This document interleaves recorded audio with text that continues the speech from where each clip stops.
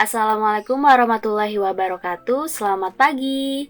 Halo anak-anak semua, semoga di pagi hari ini kita semua masih dilimpahkan nikmat kesehatan oleh Tuhan Yang Maha Esa, agar kita semua bisa bersama-sama mengikuti kegiatan belajar daring dengan hati yang gembira. Video kali ini akan membahas pengenalan desain grafis percetakan, yang merupakan mata pelajaran di kelas 11 multimedia.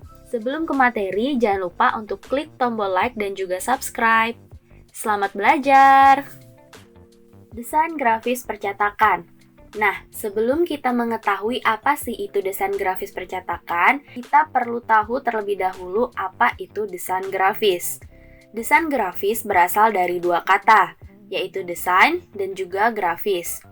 Yang mana desain merupakan merencanakan tampilan dan fungsi sesuatu sebelum dibuat, yang berarti berpikir, menyelesaikan masalah, dan kegunaan. Dalam desain grafis ada aturan yang harus diperhatikan. Aturan ini disebut dengan prinsip desain. Prinsip yang paling penting dalam desain grafis adalah kontras, tingkat, baris, keseimbangan, batas, pengulangan, kesederhanaan, dan fungsi. Adapun grafis adalah visual atau tampilan yang berarti seni, imajinasi, dan ekspresi yang melibatkan banyak media, seperti menggambar, melukis, memahat, atau tulisan yang memberikan gambaran yang jelas dan detail. Elemen visual yang digabungkan untuk menghasilkan desain grafis adalah garis, warna, bentuk, tekstur, ruang, wujud, dan tipografi. Saat kita menggabungkan prinsip desain dengan elemen visual, maka terciptalah sebuah desain. Desain grafis dan orang yang menggabungkan kedua hal tersebut disebut dengan desainer grafis. Desain grafis bukanlah hanya sekedar menggambar, melukis, atau membuat logo. Itu merupakan hasil dari desain grafis. Jadi, desain grafis adalah penyusunan dan presentasi dari sebuah informasi yang dikembangkan melalui proses kreatif untuk tujuan tertentu.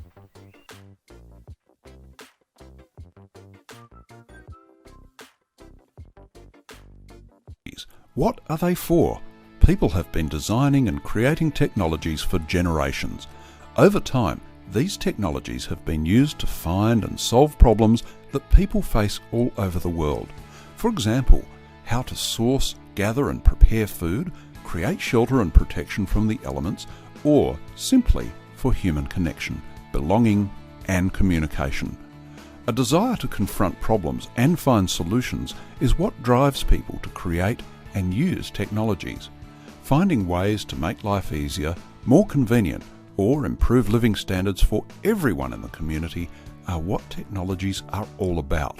Learning about technologies helps us to understand how the things we use every day actually work, how they were imagined, created, improved, and delivered to others. Technologies in the Australian curriculum are divided into two distinct but connected subjects. They are design and technologies and digital technologies. Both of these subjects have two interwoven strands: knowledge and understanding and processes and production skills. Central to both subjects are the ideas that we can influence the future in positive ways through the processes required to manage a project from start to finish.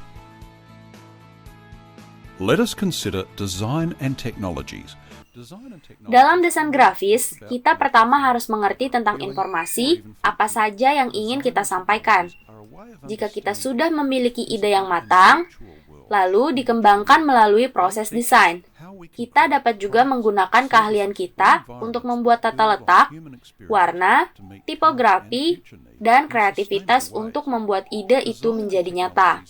Australian curriculum asks students to see technologies through the lenses of four different contexts: engineering principles and systems, food and fibre production, food specialisations, and materials and technologies. The two interwoven strands of the design and technologies curriculum are knowledge and understanding. which involves these four contexts as well as understanding the role that technologies play in society, and processes and production skills, which require students to design and create solutions to existing or new and emerging problems. So, with this in mind, let's think about a student in a South Australian school. Let's call him George. George has been learning to solve problems from birth. How does this block fit? What colour is that? How does this toy work? How is that made? Yum! Why does that taste good? How might George's teacher build on this so that he develops a deep understanding of design and technologies? How does the teacher help George become a person who thinks like a designer?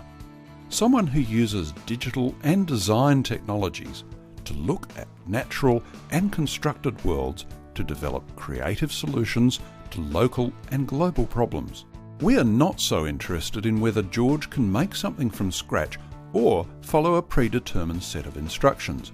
We want George's teacher to engage him in design thinking and project management in order to systematically solve problems and create solutions. So, how do designers view the world? How do they identify problems and seek to improve on existing solutions or create new ones? How do they make ethical decisions about function and form? We want Zaman dulu, desain grafis hanya dibuat menggunakan pensil dan kuas. Sekarang, kita memiliki kamera dan komputer yang memudahkan kita dalam menciptakan hasil dari desain grafis. Sejak diciptakannya mesin press yang dapat mencetak secara massal, desain grafis digunakan untuk menyebarkan informasi ke seluruh dunia. to take his questions and help him explore answers. How does this toy work? What makes it go? What is it made of? Who else has this toy? Who designed it? How did this toy work in the past? How could it work in the future? Who plays with this toy? Why? Can I make a toy that moves? What materials will I need? We want George to understand how the decisions we make about materials and technologies, for example, impact on people now and into the future. We want George to think about how technologies can be used to create a future in which George would prefer to live. If George is interested in cooking, we want him to consider all the elements: the purpose, why, what's the occasion, who will be eating this meal, how many people, which ingredients are healthy, affordable and ethical. Can I innovate on this recipe and make it better? What techniques will I need to learn? Who can help me? When will I need to have this meal ready? Dengan teknologi sekarang ini, kita tidak hanya menggunakan media cetak, tapi juga menggunakan media digital untuk menyebarkan informasi dengan desain grafis. Perubahan zaman dan teknologi benar-benar membuka lebar pekerjaan di bidang desain grafis. Jika dulu hanya terbatas bekerja di majalah atau koran, saat ini media digital menjadi lahan penghasilan para desainer grafis. Tidak hanya untuk membuat iklan atau sebuah majalah. Kini, desain grafis juga digunakan untuk menyebarkan informasi tentang pendidikan, politik, atau hiburan. Apalagi, dengan internet, semua pekerjaan bisa dilakukan di rumah tanpa harus pergi ke kantor. Desain grafis merupakan gabungan dari ekspresi artistik dan keahlian praktek, yang artinya, selain memiliki ide kreatif di dalam pikiran, kita juga harus menguasai alat untuk menjadikan ide itu menjadi kenyataan, seperti bisa menggambar atau dapat menggunakan software seperti Adobe Illustrator, CorelDRAW, atau Photoshop. Jika kamu bisa menggabungkan kedua hal ini dengan baik, maka kamu dapat membuat sebuah komunikasi visual yang bagus. Lalu, apa sih itu percetakan? Percetakan adalah keahlian khusus untuk membuat salinan dari sebuah tulisan atau gambar lewat media yang memiliki permukaan datar dengan menggunakan sebuah mesin cetak. Jadi, desain grafis percetakan adalah kombinasi kompleks antara kata-kata, angka, gambar, grafik, foto, dan ilustrasi yang membutuhkan ide khusus sehingga dapat memberikan manfaat yang dicetak dalam bidang datar. Adapun lingkup kerja desain grafis percetakan sangat luas. Kita bisa bekerja di dunia percetakan, menjadi produsen dan juga supplier material cetak, membuka jasa komunikasi pemasaran, fotografi dan ilustrasi, bekerja di bidang industri dan manufaktur, dan yang lainnya. Nah, itu tadi adalah materi pengenalan desain grafis percetakan, yang mana kalian pasti sudah mengetahui apa itu desain grafis percetakan, dan kalian juga sudah tahu lingkup kerja apa saja sih yang bisa kita dapatkan ketika kita mengenal atau ketika kita mempelajari tentang desain grafis percetakan. Oleh dari itu, jangan berhenti belajar untuk materi selanjutnya di mata pelajaran desain grafis percetakan. Sekian untuk pelajaran hari ini, semoga bermanfaat. Sampai jumpa. Wassalamualaikum warahmatullahi wabarakatuh.